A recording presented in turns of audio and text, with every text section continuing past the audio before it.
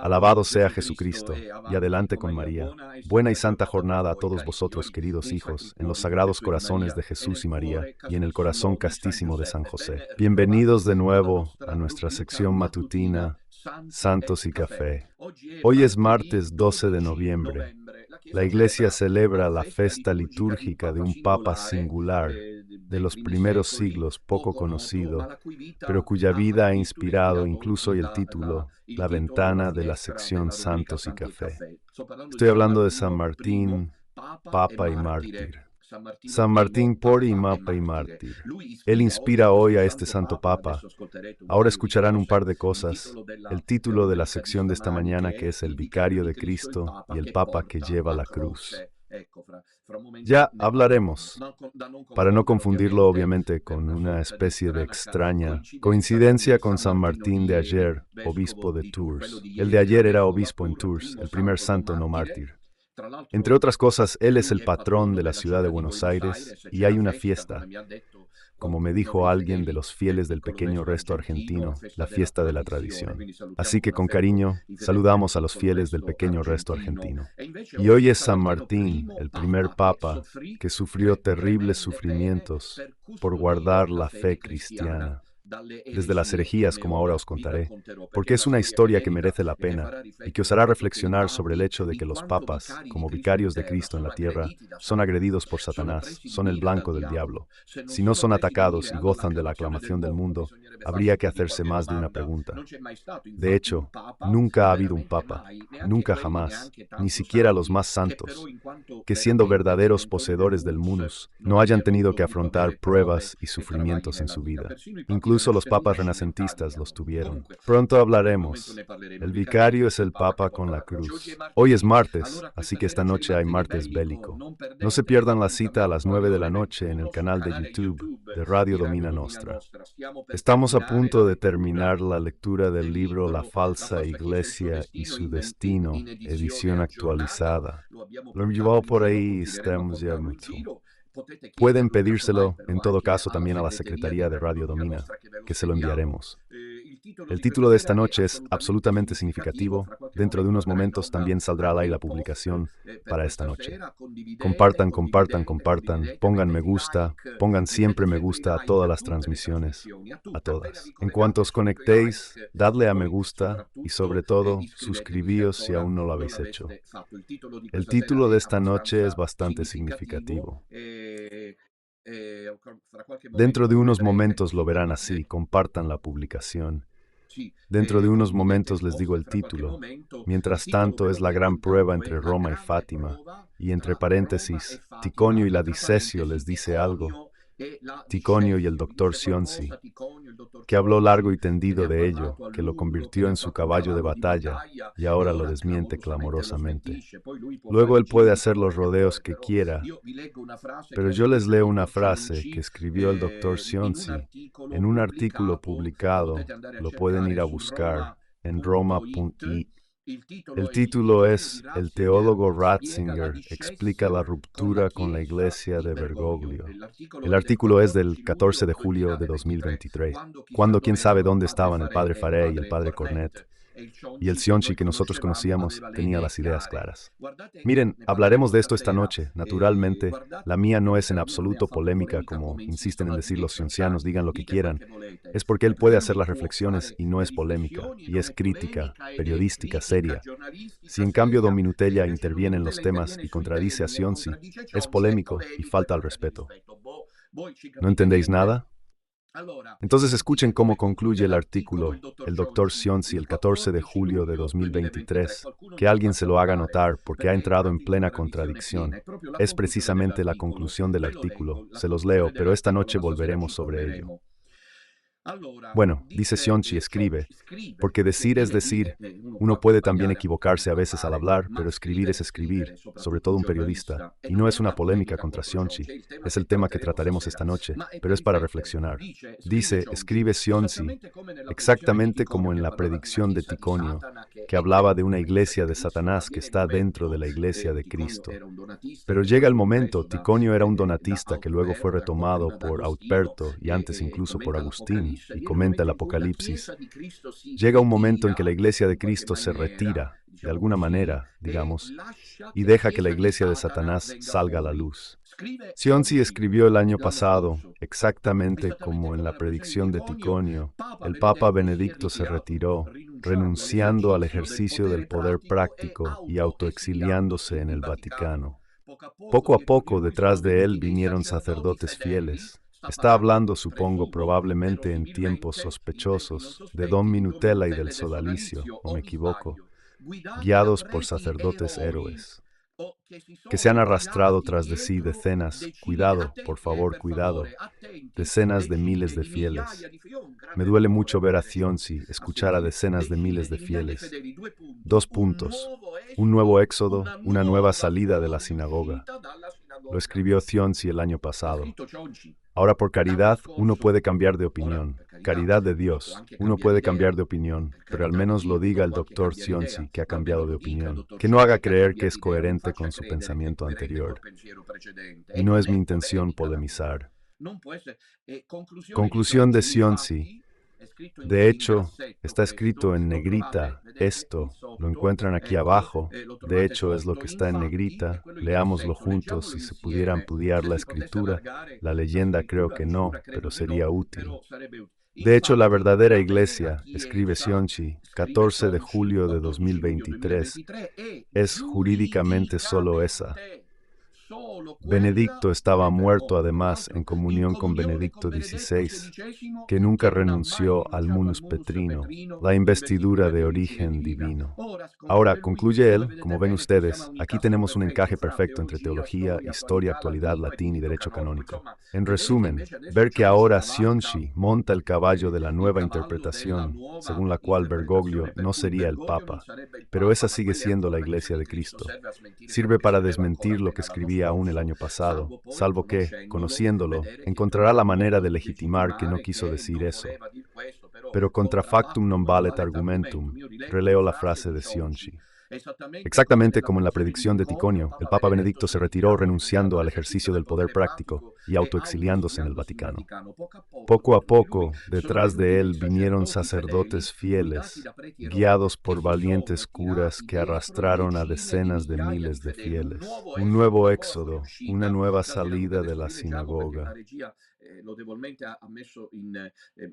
La conclusión es más evidente. Vean el final. De hecho, la verdadera iglesia es jurídicamente solo aquella en comunión con Benedicto XVI, que nunca renunció al munus petrino, la investidura de regia divina. Ahora sería útil comprender en este punto cómo Cionsi pretende plantear de nuevo esta temática de la visión de Ticonio sobre la discesión y el hecho de que de la Iglesia de Cristo surge la Iglesia de Satanás, en pocas palabras. Si surge la Iglesia de Satanás, ¿cuál debería ser aún la Iglesia de Jesucristo? Si la que está en Roma, como dice el padre Faré, ¿cuál sería la Iglesia de Satanás en comparación con la Iglesia de Cristo? Solo el pobre Papa Francisco. No sé yo. No saben responder a estas preguntas. Lo tiran todo por la borda y ahora hay esta falange cienciana que salta encima. Don Minutella faltó al respeto. Leí cosas inverosímiles de las que dará cuenta a Dios. Porque recuerdo que nosotros somos, de todos modos, ministros de Dios.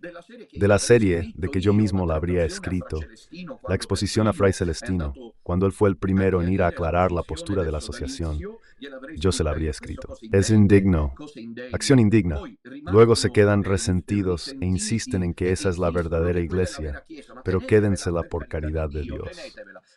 De todas formas, esta noche profundizaremos en todo. A las 9 de la noche en el canal de YouTube, no falten, ahí está el título. Creo que ya está. Si no lo veo, no lo veo, pero esta es la portada de la catequesis de esta noche. La falsa iglesia y su destino. El título, La gran prueba entre Roma y Fátima, entre paréntesis, Ticonio y la discesión, a las 9 de la noche en el canal de YouTube de Radio Domina Nostra. Esta noche agradecemos también siempre al excelente don Ramón, que anoche ofreció una brillante, como siempre, reflexión. No la llamaría catequesis, diría que en realidad parecía en ciertos pasajes. Una verdadera lección de teología, la de Don Ramón. Está en YouTube de Radio Domina Nostra.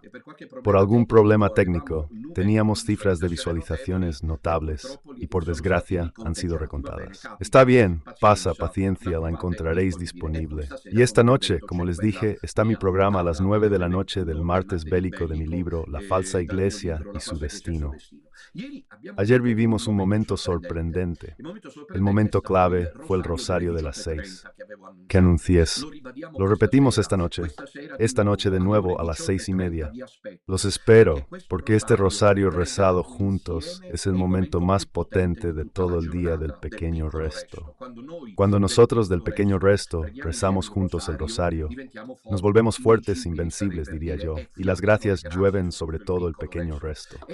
Y la verdadera gracia, yo en mi corazón había sentido que me sería regalado algo durante el día, pero había sentido esta voz interior. ¿Qué quieren?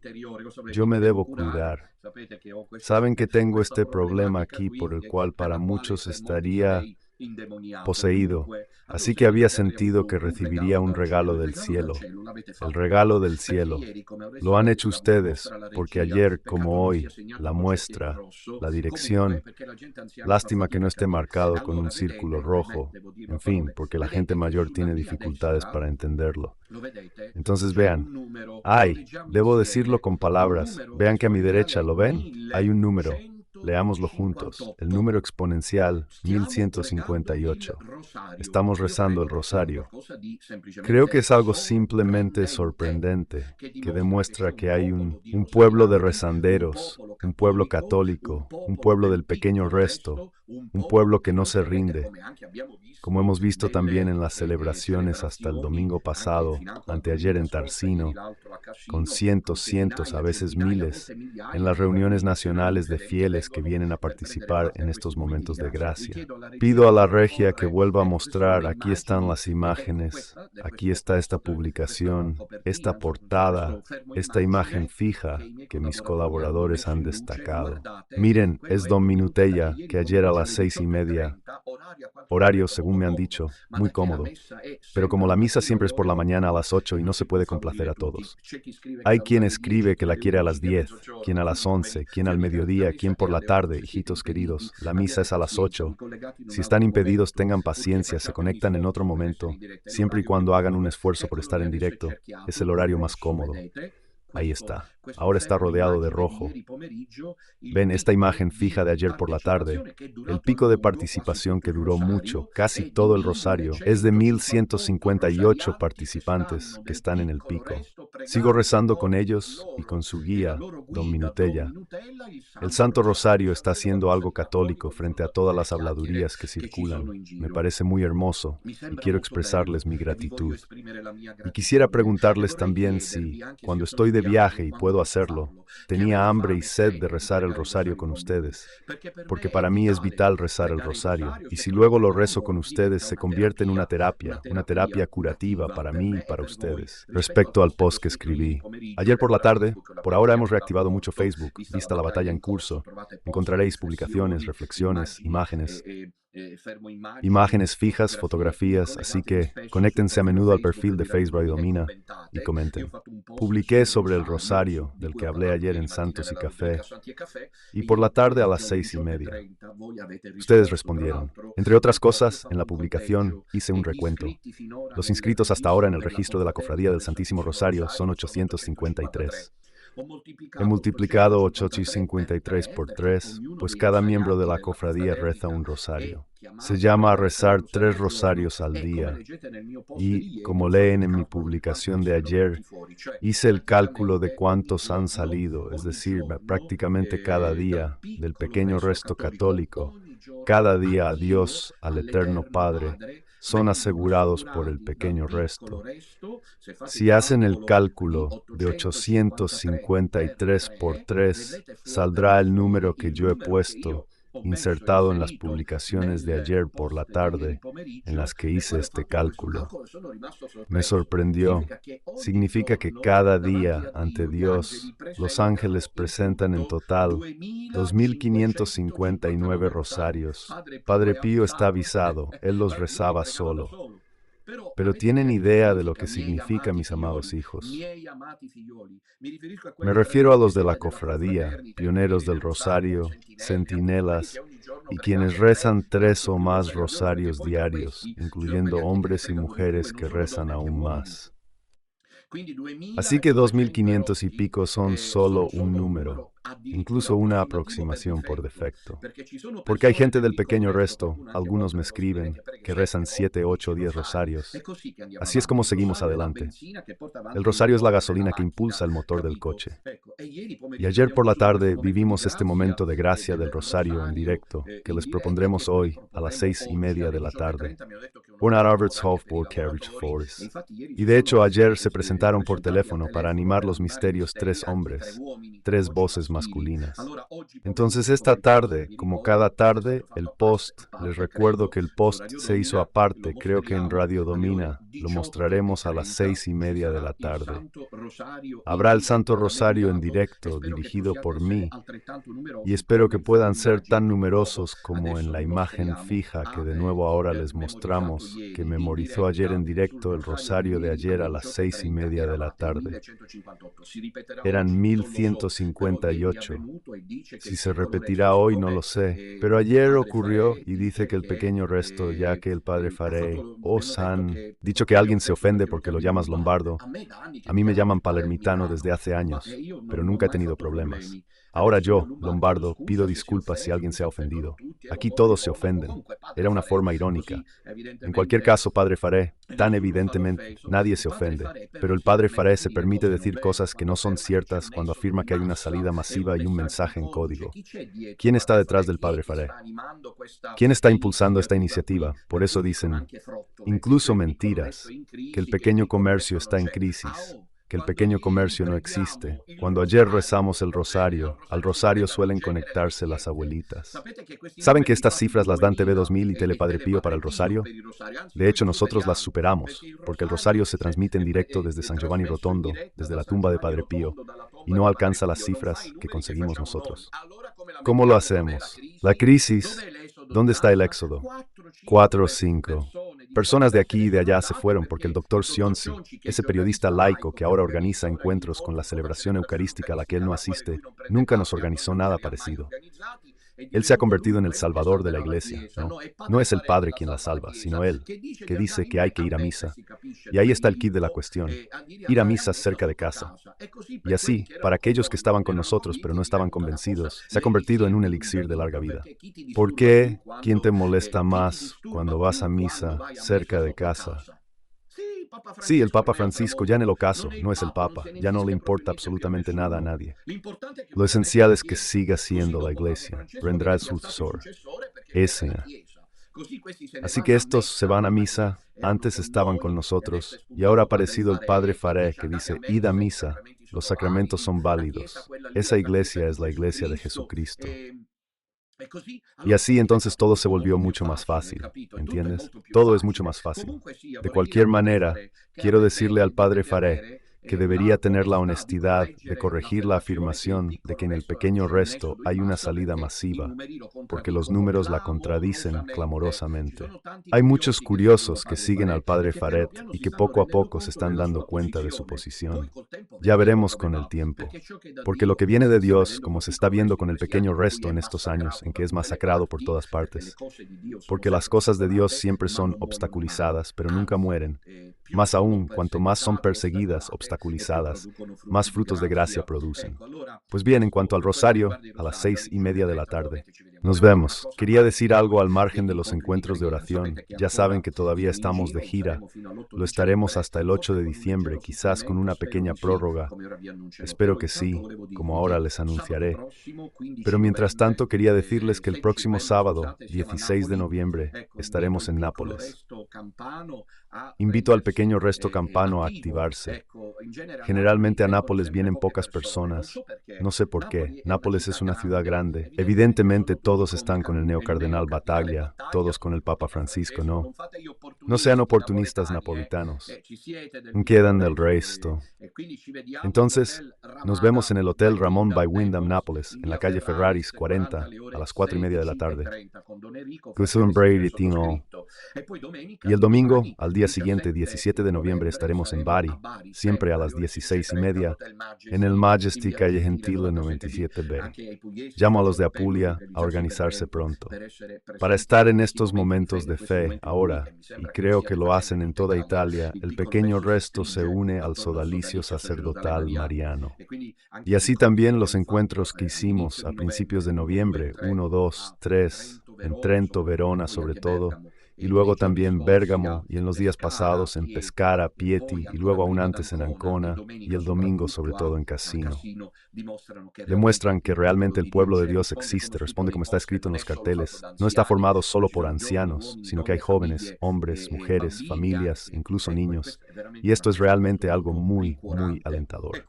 Pues bien, quería deciros que la cita más importante es el 8 de diciembre en Milán. Hay un anuncio en el Movi cada día que os invita a venir a Milán. Como digo, en la película hay asientos en los autobuses que se están organizando, sobre todo desde la Toscana hacia arriba para venir a Milán. Yo anuncié en la reunión en Cassino, lo digo de paso y espero que todos me escuchen bien, porque siempre hay problemas que resolver. Yo anuncié en Milán que habría un autobús y habrá un autobús. Si necesario, dos. Habrá un autobús que sale de Roma el 8 de diciembre, alrededor de las 5:30 de la mañana. El autobús saldrá de Roma Tiburtina con una parada en Orte, en un área de servicio que se acordará para aquellos que son de Umbría, de las Marcas, de la zona alta del norte de Roma, a los que quizás les resulte más fácil encontrarse en Orte. Hacia las 5:30. Estos autobuses son completamente gratuitos. Si no es que cuando dije esto me llegaron críticas y quejas, no críticas, no son críticas, quejas de varias partes. ¿Y por qué a los romanos, ojo con la afirmación, pero por qué el Padre les regala a los romanos el autobús y a los napolitanos, a los molisanos, a los puglieses, a los trentinos y así sucesivamente, no? Aclaremos, siempre sabe lo que hace. Si les digo que Italia está hecha de Roma y Milán, digo la verdad, ¿no? Básicamente, ¿qué ciudades son símbolo de Italia? Desde el punto de vista oficial, Roma y Milán, ¿no? Roma y Milán. Luego, claro, como Italia es extraordinaria de norte a sur, encuentras todas las ciudades. Pero ¿por qué Don Minutella hace las reuniones fundamentalmente en Milán y favorece a los romanos? Quiere a romanos y milaneses, o porque Roma y Milán constituyen dos plataformas decisivas, incluso desde el punto de vista de infraestructuras, que permiten, por ejemplo, llegar fácilmente a Milán desde Roma en tren y viceversa. ¿Qué les digo con esto? No estoy favoreciendo en absoluto a los romanos, estoy ofreciendo una oportunidad a quienes no pueden pagar el tren. Y no es que pueda hacerlo desde Roma y Campobasso, desde Roma y Bari, desde Roma y Caserta, desde Roma, etcétera, etcétera. Solo puedo hacerlo desde Roma, por lo que es una acción simbólica que sirve para ayudar a todos aquellos que quieran ir a Roma Tiburtina y de allí tomar el autobús que la Asociación Pequeña Nacite pone a disposición. Asociación que no es un banco, es una asociación que vive de las ofrendas. Quisiera agradecer a los fieles del Lacio por su generosa contribución del domingo. Finalmente lo que sale por la ventana y vuelve por la puerta. En este caso es providencial decirlo, porque hemos invertido económicamente para pagar los dos autobuses, pero al final las ofrendas de los fieles han permitido más o menos recuperarlo. Así que cuando digo desde Roma, es porque Roma es Roma, queridos hijos. Luego, si alguien de Molise quiere venir, se organiza, viene a Roma y coge el autobús. ¿Qué puedo hacer? Ni siquiera puedo hacer un servicio nacional. Abramos una... Queridos hijos, decidme si me equivoco, santa paz, pero yo no puedo organizar un servicio de autobuses italiano. Entonces abro una línea de transportes. He elegido Roma porque Roma me parece que es Roma. ¿O me equivoco? ¿Vale? Y también quiero decir, entonces, desde Roma, sin más polémicas, por favor, es solo desde Roma. Dominutella puede permitir que quienes quieran, romanos y no solo, no es que yo esté observando a los romanos, estoy observando Roma, que es algo bastante diferente, porque si hay un napolitano o un molisano o un umbro, porque por ejemplo alguien de Umbría ha pedido y hacemos la parada en Orte, quien quiera unirse al autobús, no es que yo le diga, eres de Roma, no eres de Roma, entonces no subes. Tienen que entender, ese no es el criterio. Creo que debo decir cada vez, bueno, todo esto para decir, entonces finalmente vamos al tema de hoy, muy importante, espero tener tiempo suficiente para tratarlo, aunque no como yo quería, porque esto merecería una catequesis aparte. Me recuerdan en este momento que no olvide las dos citas internacionales, pero rápidamente lo recuerdo. Domingo 24 a las 15 horas en Charleville-Mézières, Francia. Con el poco francés que me queda, vendrán también desde Bélgica. Los espero numerosos. Agradezco una vez más, y lo haré cada día, a nuestros amigos Raúl, Adalgisa y Silvia, que se están desviviendo, y no solo ellos, por lo visto, por intentar hacer comprender a los fieles el poco francés que les queda tras el ataque del clan de Cionsi y Padre Faré. Dicen que no es cierto que Don Minutella siembra odio y ofensas, porque, hasta que se demuestre lo contrario, fueron ellos los primeros que le metieron los dedos en los ojos.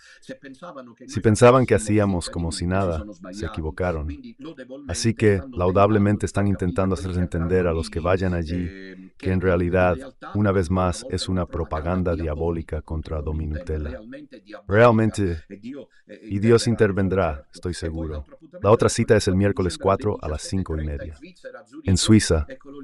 Ahí está con la experiencia trilingüe de Suiza, francés, italiano, alemán. Zúrich, según me han dicho, es bastante céntrico. Será, o realmente creo, pienso, un momento muy bonito, porque habrá el rosario y la misa, y después la mesa redonda con el profesor Brunoni, con una reflexión sobre la Iglesia después de Benedicto XVI, que es prácticamente el tema que ahora mismo está en boca de todos. La catequesis hoy, mis niños. Ante todo, hoy es San Martín. San Martín, primer papa. ¿Quién era? Había sido papa, era de Todi, fue el 74º papa, pontífice de la Iglesia Católica, vivió en el siglo VII y murió en el año 600. Por lo tanto, fue elegido en el año 649 y después de algunos años, como ahora veremos, murió. La historia cuenta, se las cuento brevemente, que este papa increíble, su historia, queridos hijos, se opuso abiertamente a la herejía que en ese momento circulaba. Oponerse a la herejía solo significa una cosa, y lo vivo en carne propia. Significa oponerse directamente, porque la herejía no es la persecución. Lo explicaré mejor. La persecución contra los cristianos es providencia. Porque cuando se es perseguido, lo estamos viendo con el libro del Apocalipsis de San Juan Apóstol, y les invito siempre a escucharlas.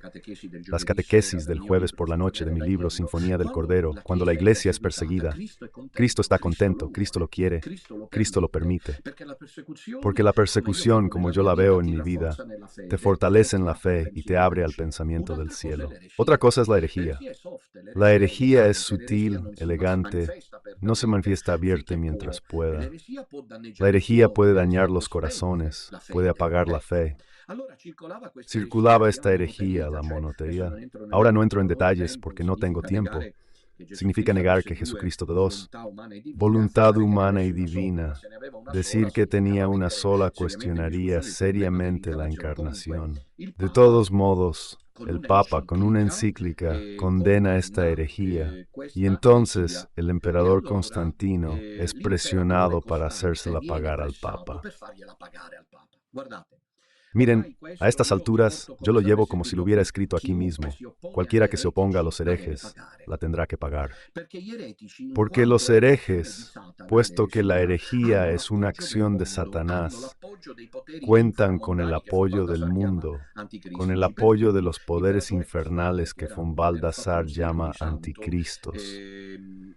Por eso el emperador de Constantinopla, que no era precisamente un santo, envió prácticamente una delegación a Roma para asesinar al Papa San Martín, quien tuvo el valor que, hay que decir la verdad, sus predecesores no tuvieron durante la herejía arriana. Si hubiera habido alguien como él, ese hombre de piedra de Umbría, quizás la herejía arriana no se habría extendido al principio.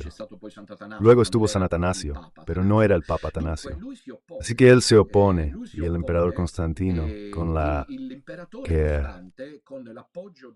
con el apoyo del patriarca de Constantinopla, esa es la historia de la Iglesia, deciden darle muerte.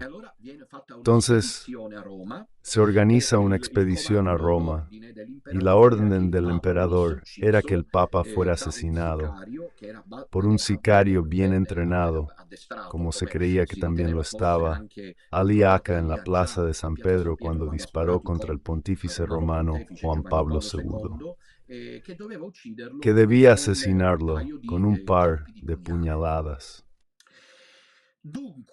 Así que esto debía ocurrir mientras el Papa daba la comunión, es decir, en el momento en que el sicario simulaba recibir la hostia santa, se habría levantado para herirlo en el corazón y asesinar al Papa, que se había permitido condenar con una encíclica la herejía que en cambio el emperador aprobaba gustosamente.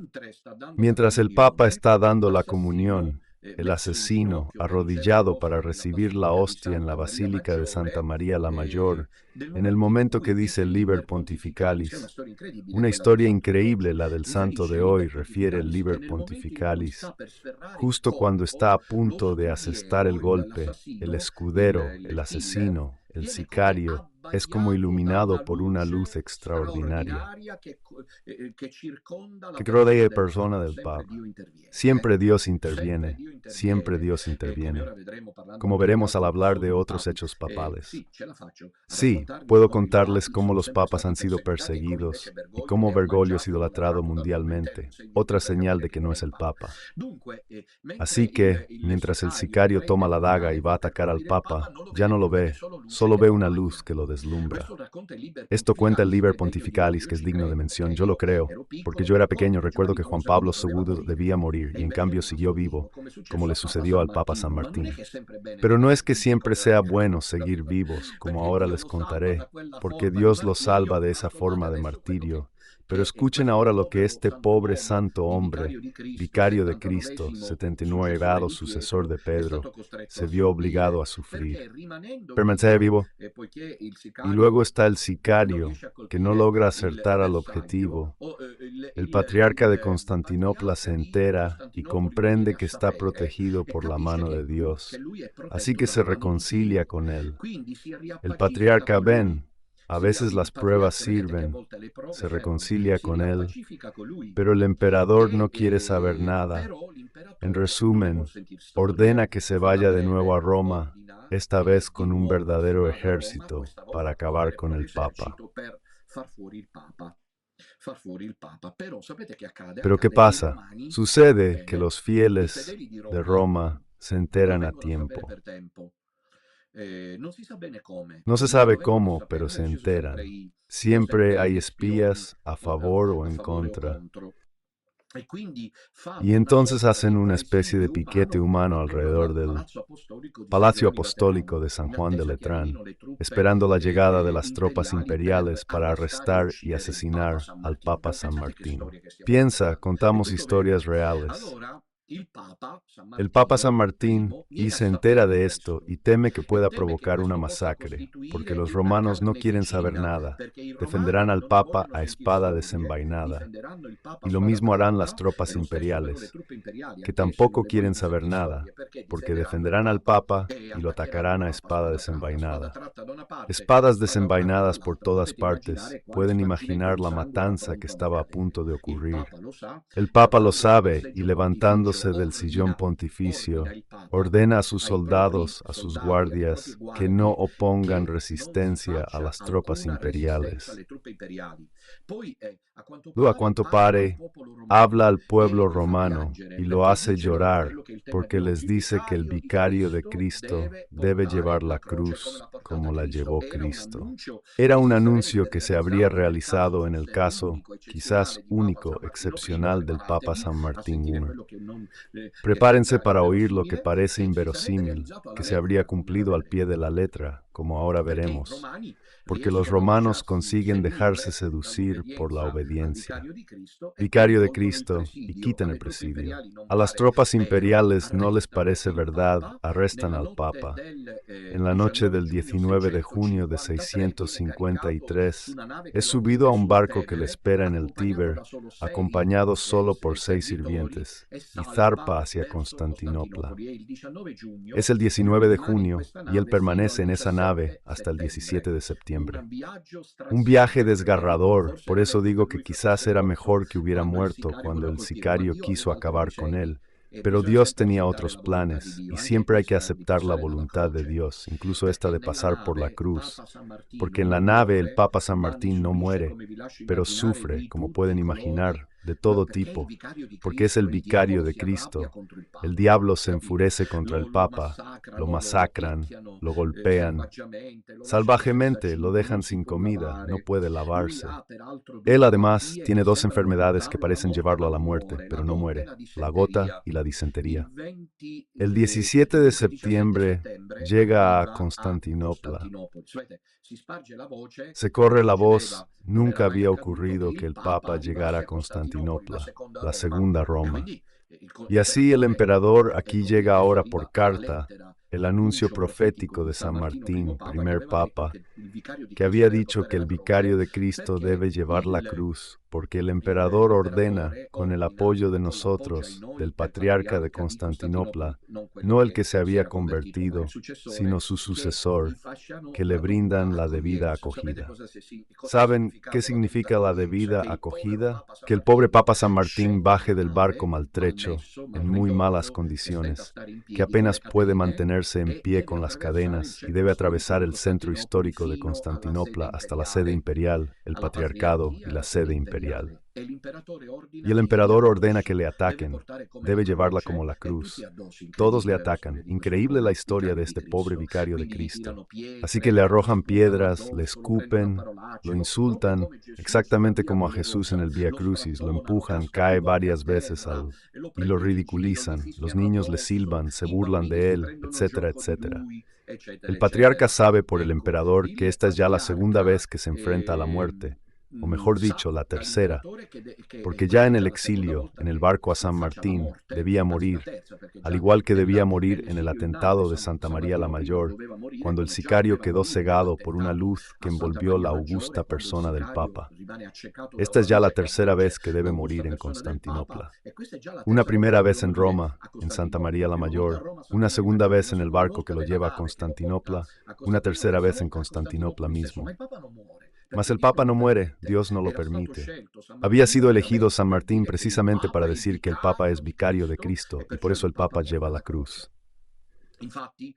De hecho, el emperador de Constantinopla ordena que sea asesinado, de nuevo ordena que sea asesinado, pero el patriarca, por miedo a Dios, del juicio de Dios, el patriarca de Constantinopla se opone e intercede el patriarca Pablo II. Este es un acto de reconciliación entre las iglesias oriental y latina, pues Pablo Gudos fue un mediador entre ambas. Pablo II, que por otra parte estaba enfermo y agonizante, intercede por el Papa Martín ante el emperador, quien cambia la condena a muerte por el exilio. Así que el Vía Crucis de este santo hombre no termina. Recuerden que sus restos mortales se encuentran en Roma, como ahora les diré, se encuentran en Roma. Así pues, el Papa Martín fue condenado al exilio, no a muerte, y tras sufrir un cautiverio devastador y las humillaciones del pueblo de Constantinopla, en marzo de 655, fue enviado al exilio a Chersoneso, en la actual Crimea, donde fue obligado a trabajos forzados.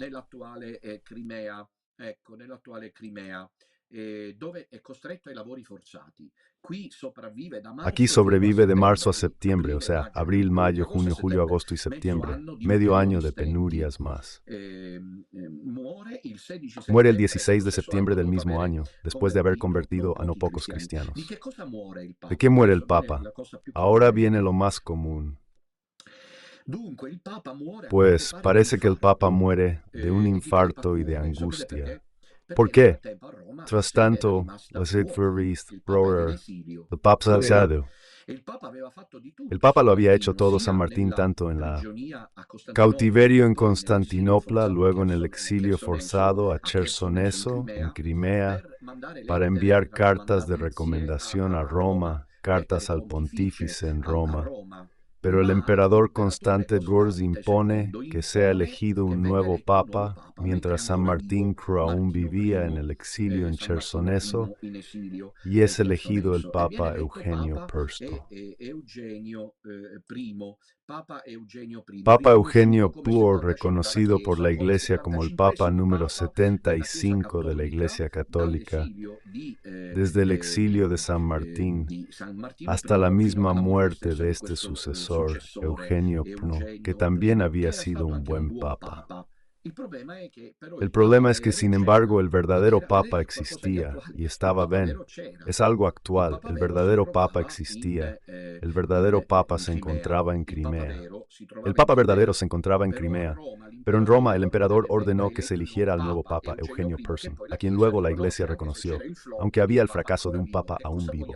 ¿Qué quiero anunciarles con esto? No es que la nueva línea que se está imponiendo, es decir, que Bergoglio no es el papa, aunque esa sigue siendo la Iglesia Católica, llegará y desembarcará, tiene en mente por casualidad esta solución. No es que al final la aparente distancia abismal entre Sionchi y Fra Alexis acabará encontrándose. O sea, no es que debamos esperar a que llegue la hora en que, porque no hay una llamada divina, porque no hay un interés sobrenatural en la salvación de las almas como sí lo tenemos nosotros del sodalicio, acabarán diciendo que mientras el Papa Benedicto ha muerto, el Papa Francisco no es Papa, el que llega es el sucesor de Benedicto, o quizás de ambos. En cualquier caso, la Iglesia lo ha reconocido. ¿Y qué más da? ¿Entiendes? Olvidémoslo, ¿de acuerdo? No pensemos más en ello, ¿entendido? Porque ya sucedió. Sin embargo, lo que sucedió entre el Papa Martín y Eugenio I, quien se convierte en su sucesor mientras el Papa Martín aún vivía, ocurrió en el contexto de la única verdadera Iglesia de Cristo. Mientras que lo que nosotros defendemos y nos atacan peor de lo que hicieron los constantinopolitanos con el Papa Martín Uso, Dominutella no tiene nada diferente a él. Yo pienso, no sé si están de acuerdo, en estos años, como parece que ha pasado por las calles de Constantinopla, Dominutella, con las cadenas en manos y pies y todos encima, polvo, cenizas, silbidos, gritos, esputos, condenas, etc. No es muy diferente. Es el camino cada vez más difícil porque la de Bergoglio no es la Iglesia Católica. Bergoglio no es un falso papa que guía a la Iglesia Católica. Bergoglio es un falso papa que guía a la falsa Iglesia. Ahí. Y si no es la falsa Iglesia, habría que entender qué hemos hecho con las tesis de Ticonio de la Discesio, de Padre Pío, de Catalina Emmerich, de la profecía, de la teología y sobre todo del catecismo, que prevé que la Iglesia es una santa católica apostólica, mientras tenemos una Iglesia, la del falso Papa Bergoglio, que según Padre Faré es la Iglesia católica, que va contra la tradición apostólica. ¿Puede la Iglesia católica ir contra la tradición apostólica? No lo sé yo. Terminemos. Cuando el Papa Martín, pobre hombre santo, se entera de que lo han sustituido con otro papa, allí se deja ir prácticamente y muere. Es enterrado en la Basílica de Santa María de Balacernas, allí en Crimea, y sobre la tumba de este papa, porque Dios luego se toma sus venganzas, ocurren muchísimos milagros, tanto que los romanos dicen un momento, devuélvanos al menos el cuerpo. El cuerpo fue trasladado a Roma. Hoy yace en San Martín de los Montes. La historia del Papa Martín revela que los papas auténticos sufren. Ahora mi tiempo acabó. Los tendría otra hora. Es una historia exitosa, pero debo concluir para atender llamadas. Pero aún quiero decirles algo. El título es Vicario de Cruz. Aquí está el vicario de Cristo, el Papa que lleva la cruz. Cuando San Martín logra convencer a los romanos, eliminar el puesto de avanzada humano, porque no se derrame la sangre, lo convence, haciendo este discurso. El Papa debe llevar la cruz, el Papa de siempre. Miren lo que dijo en el Ángelus del 29 de mayo de 1994, Juan Pablo II acababa de caer al suelo y se había fracturado el fémur. El Papa debía ir a la reunión internacional de las familias y no pudo. Y entonces en cierto momento en el Ángelus, el vicario de Cristo, casi queriendo encarnar el carisma de San Martín, el Papa del que hoy recordemos y del cual les he contado su increíble historia, Giovanni Paolo II pudo decir, en ese Ángelus del 29 de mayo de 1994, he meditado, dice él, o repasado todo esto durante mi estancia en el hospital y encontré de nuevo a mi lado la gran figura del cardenal Wyszynski, primado de Polonia. Él, al comienzo de mi pontificado, es el Papa quien habla, me dijo, si el Señor te ha llamado, debes introducir a la Iglesia en el tercer milenio. Él mismo introdujo la Iglesia en Polonia en el segundo milenio cristiano. Así lo dice el Papa Juan Pablo II, así me lo dijo el cardenal Wyszynski. Y comprendí, mira qué palabras ahora del Papa, que no tiene nada diferente de San Martín. Cuando dice a los romanos, dejadme ir al exilio porque debo llevar la cruz. Y comprendí que debía introducir la Iglesia de Cristo en este tercer milenio, con la oración, con diversas iniciativas. Pero he visto que no basta. Esas palabras deberían recuperarse, porque son palabras santas. El Papa dice, estoy haciendo todo lo posible, porque en el 94 debo introducir la Iglesia. Se estaban preparando los 3 años de preparación al jubileo, y luego introducir la Iglesia en el tercer milenio, como le había dicho el cardenal, que cuando ya le bastaba para ser nombrado Papa. Pero oración e iniciativas, dice, no bastan. Había que presentarla con el sufrimiento, con el atentado de 13 años atrás, está hablando del de la Plaza de San Pedro, y con este nuevo sacrificio, el 94, el Papa está enfermo. ¿Por qué ahora? ¿Por qué este año? ¿Por qué en este año de la familia? El Papa se lo pregunta a todos, hablando con todos, casi evocando a San Martín Gil. Justo dice, porque como la familia está siendo atacada, aquí realmente no se pueden decir estas palabras sin sentir un íntimo sentimiento de conmoción, preguntándonos si luego nosotros aceptamos llevar la cruz, porque el Papa la lleva para darnos la enseñanza, la lleva Cristo y la lleva su vicario. Entonces debemos llevarla también nosotros. Entre otras cosas, les recuerdo el tercer secreto de Fátima, en el que el obispo vestido de blanco sube la cuesta de una montaña, que es el Calvario, y el Papa debe ser agredido. Estas son palabras de Wojtyla. El Papa debe sufrir para que cada familia y el mundo vean que hay un evangelio, diría, superior, el evangelio del sufrimiento, con el que se debe preparar el futuro, el tercer milenio de las familias, de cada familia, de todas las familias. Si miran la lista de los papas, los auténticos, válidos de Jesucristo, la mayoría siempre han sufrido. En los primeros siglos, todos los mártires morían. Ser papa es ser mártir. Incluso hoy, no cambia. Por ejemplo, pongo algunos ejemplos más y termino. El Papa Pío VI, durante la época napoleónica, cuando Napoleón Bonaparte llega a Milán, el Papa Pío VI dijo, decidió no firmar. Le dijeron que debía firmar la Constitución.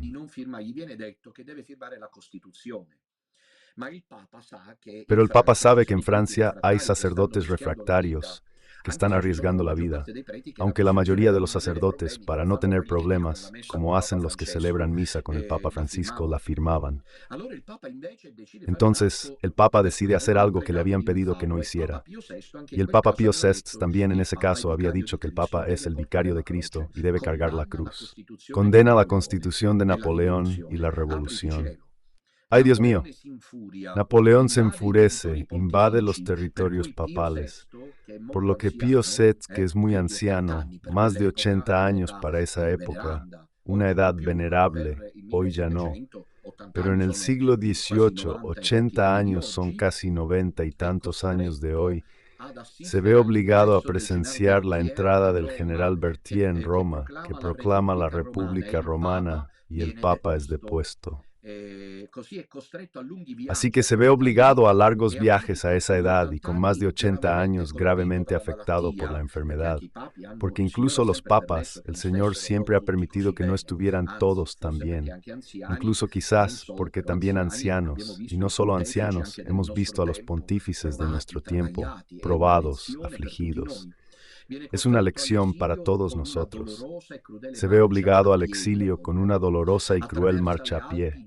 A veces atraviesa los Alpes, llega a Briançon y a Valence, y aquí en el exilio expira.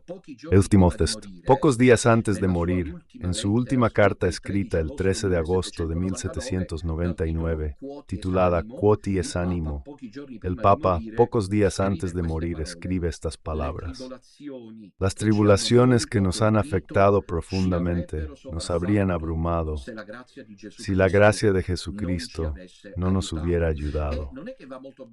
No es que le vaya muy bien al sucesor homónimo Pío Xu, quien también tuvo que exiliarse durante la época napoleónica, sufriendo muchas pruebas y humillaciones porque Napoleón se complacía en exiliarlo y darle un establo como sede pontificia. En resumen, Laos Beaufort, queremos hablar entonces de los papas de nuestro tiempo, como escribí en mi libro antes de esta enésima conjura del padre Faré y del inglés. Para nosotros, el inexplicable y enigmático Dr. Sionsi, queremos hablar de mi libro, Iglesia, ¿a dónde vas?, donde relato el calvario de los papas de nuestro tiempo, desde Pablo VI a Juan Pablo IV, desde Juan Pablo II a Benedicto XVI. ¿Y qué le sucede a Bergoglio? ¿Creen que él está perseguido? ¿Creen que ha hecho cosas terribles, grandes, atroces, mal y esquizo? El patio de los poderosos del mundo lo defienden porque saben, sienten que no es el Papa. Lo saben, porque si él tuviera el sello del munus, cualquiera que posea el munus es odiado por el mundo, porque es la presencia de Cristo en el mundo, el vicario. Actúa en su lugar, pero es la presencia de Cristo, el vicario.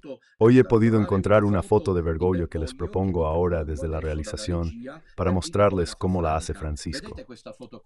Miren esta foto, es increíble. Vean, ahí está Bergoglio. Primero, no en orden cronológico, se los cito tal como los ven, con el padre Iván María Rupnik, el violador serial de monjas, que hacía que se unieran en encuentros sexuales donde incluso se invocaba al diablo. Y no es que solo lo hayan relevado de la compañía de Jesús, sino que anda por ahí en el mundo haciendo impunemente lo suyo porque es de la camarilla de los nuestros. Aquí ven a Bergoglio abrazándose y besándose con el cardenal McCary, que si no hubiera sido por el coraje de Monseñor Viganò, se habría salido con la suya. Y debajo encuentran a Bergoglio con el padre James Martino, que no necesita presentación.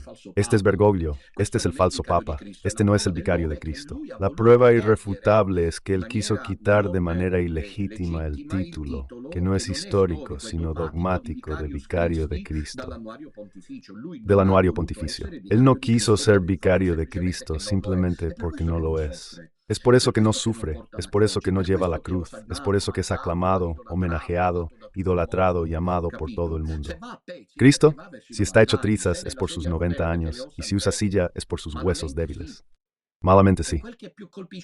Es lo que más hiere el corazón, que está orientado hacia este odio satánico contra la verdadera Iglesia de Cristo.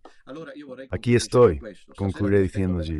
Esta noche catequesis, Roma vs. Fátima, Ticonio y Dicesio, a las 9 en YouTube de Radio Domina Nostra.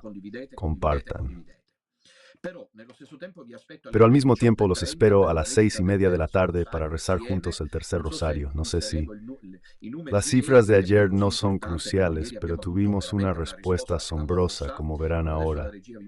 Este es el post de hoy a las 6:30. Para los rosarios juntos. Y ayer hay una imagen fija de 1,158 personas rezando juntas. La tercera consideración que quiero hacer es cuando Martin Persson es depuesto por intervención del emperador de Constantinopla y es elegido Eugenio Pers. Este es reconocido como la iglesia válida porque es la verdadera iglesia de Cristo la que hace esto. Entonces, no quiero que cuando ahora esté el padre Faré, el doctor Sionsi, que dice no he entendido la postura, por cierto, del padre Cornet, pero creo que es también esa, que esa es la verdadera iglesia de Cristo. Verán que terminará en un lío, en el sentido de que preveo que esperarán a que Bergoglio renuncie o muera, y que el que sea elegido después, verán que mi opinión no irá. Pero me gustaría, pues me equivoco, me encantaría equivocarme. Muy diferente a cómo terminó con Fray Alexis, a quien incluso el Dr. Sionsi en mi presencia cuestionaba. Es decir, Fray Alexis terminó reconociendo a Bergoglio como papa. Y aquí me temo que poco a poco, si no se reconoce a Bergoglio como papa, se dirá que se reconoce la iglesia que él ha dirigido, la de la Pachamama de Amoris Laetitia, y la confianza en la implicación, mientras que la iglesia católica sobrevive en un pequeño resto que, como dijo Pablo VI, Maldongersester, a Hangiton en 1977, como dijo Benedicto XVI, irrelevante, catacombal, y esta disesio que Benedicto XVI citó en una de sus audiencias generales. Hablaremos de ello esta noche. Que Sionsi tuvo el mérito de relanzar, salvo que hoy se desdice, predice que habrá una iglesia de Satanás que convive en la iglesia de Cristo en cierto momento. La iglesia de Cristo se retira y surge la de Satanás. Pero ¿cuál se retira? Si Bergoglio guía la de Jesucristo, ¿cuál es la de Satanás y cuál la de Cristo? No pueden coexistir. ¿Y la indefectibilidad? ¿No supuran las puertas del infierno? ¿Qué pasa con ellos? ¿No es oficial que la Iglesia adoró a Pachamama en el Vaticano o solo Bergoglio? Y ¿es Bergoglio solo el que fue allí o hay una iglesia, un cuerpo místico de Cristo que adora a la madre del anticristo? Pero se dan cuenta, Padre Faré y Dr. Sionsi, del camino que han tomado. O sea, esto sería solo Bergoglio, solo el equipo Bergoglio Fernández queriendo la bendición de las parejas homosexuales que ya son matrimonio, o es el cuerpo místico, el magisterio oficial. No sé. ¿Y qué esperamos? Debería venir un papa que niegue todo esto si es la iglesia de Cristo. Pero ¿cuándo debería venir si en este momento, en 12 años, los cardenales no hablan? Y fíjense que el asunto del verdadero Papa Mortus es cierto, porque está claro que ningún cardenal lo ha dicho, como dice el Padre Faré, que cuestiona mi afirmación. Pero precisamente esta es la prueba definitiva. ¿Qué podríamos esperar de cardenales nombrados antes del papado de Juan Pablo II que deberían, como legítimamente dice el Padre Faré, cuando digo lombardo no es para nada ofensivo porque yo soy siciliano, no me ofendo? De todas formas, me gustaría entender si no es la prueba del nombre, porque el Padre Faré me contesta diciendo que no ha habido ningún cardenal que haya formalizado el verdadero Papa Mortus Est. Claro. Y vosotros esperáis, entonces veis cómo entráis en contradicción. Así que, de estos cardenales, que para el 20 de enero deberían haber formalizado el verdadero Papa Mortus Est, y no lo hicieron, vosotros ahora esperáis que resuelvan el asunto de la Iglesia. Entonces, ¿qué hay detrás? ¿Tienen intereses? ¿Tienen proyectos? ¿Qué hay detrás de que estéis en cortocircuito? ¿Por qué contradicen hasta en esto? ¿Qué padre sería? Volveré, me contesta, porque dije que los cardenales debían elegir al Papa según las normas de Vincenzo de Grecia, etc., antes de cierta fecha tras la muerte papal. Si no me equivoco, al morir el 30 de diciembre sería antes del 20 de enero. Y ahí tenía razón. En 2023, Fray Alexis acertó. No lo hicieron. Bueno, pero ahora vamos. Se espera que el cardenal Belchi entre en 2036, pero no es que sea para tirar del carro mientras tanto. Cuidado con bromear con las cosas de Dios. Este es el momento de aclarar las cosas. No hay otros intereses, esto ya es un chiste. Los cardenales que no declararon la muerte del Papa ahora deberían decir que Bergoglio no lo es. Así que estos cardenales que no dijeron nada cuando fue elegido Bergoglio, que en estos 12 años están vergonzosamente callados sin hacer nada concreto, sin 4 declaraciones dudosas y ya está. ¿Qué deberían hacer ahora estos cardenales que no formalizaron la nominación pre-Bergoglio del verdadero Papa Mortus Est, porque todos fueron nombrados antes de Bergoglio? Me gustaría entender, ya que no se formalizó, ¿qué formalizan los que no lo formalizaron? Pero aquí hay un cortocircuito serio, como ven. Pero evidentemente por allí no se dan cuenta. Tenemos que esperar hasta el 2036. Así que mientras tanto, el carro sigue adelante. Porque hay gente que en vez de confiar en la teología seria, en quienes se han sacrificado para que hasta ahora este orgullo terrenal, como diría Pablo, lo tengan solo Dominutela y los curas del sodalicio, que la toman, la pagan, excomulgados, reducidos al estado laical, perseguidos, marginados, crucificados por los medios. ¿Quién más está haciendo esto en el mundo? ¿Por qué no lo reconocen? Que nos hemos sacrificado. Habría bastado con ponerse de acuerdo antes. No nos sacarán los ojos, pero ahora faltamos al respeto. ¿Qué opción teníamos? Callar. ¿Cuál es el interés del Dr. Sionchi? Seguro quiere salvar la iglesia. Él habló de refundar la iglesia y lo hará con el cardenal Welky en 2036. Pero si Welky entra en 2036, no pasa nada. Sionchi, mientras tanto, siguió su compromiso y dirá que no acabó, pues sigue vivo. Puede que aunque haya superado los 80 años, esperemos al 2049 o al 2075, porque el cardenal Welky todavía no habrá muerto. Luego, después de que muriera el cardenal Welky, si Sionchi sigue vivo, en el año 2114, Sionchi dirá que puede haber un error de conciencia, así que esperemos, porque esa es la iglesia de Cristo. Pero Sionchi no dijo que hay una disesión. Pero si hay cisma, ¿cómo decimos que es la iglesia de Cristo? ¿Y la iglesia satánica? ¿Solo Bergoglio?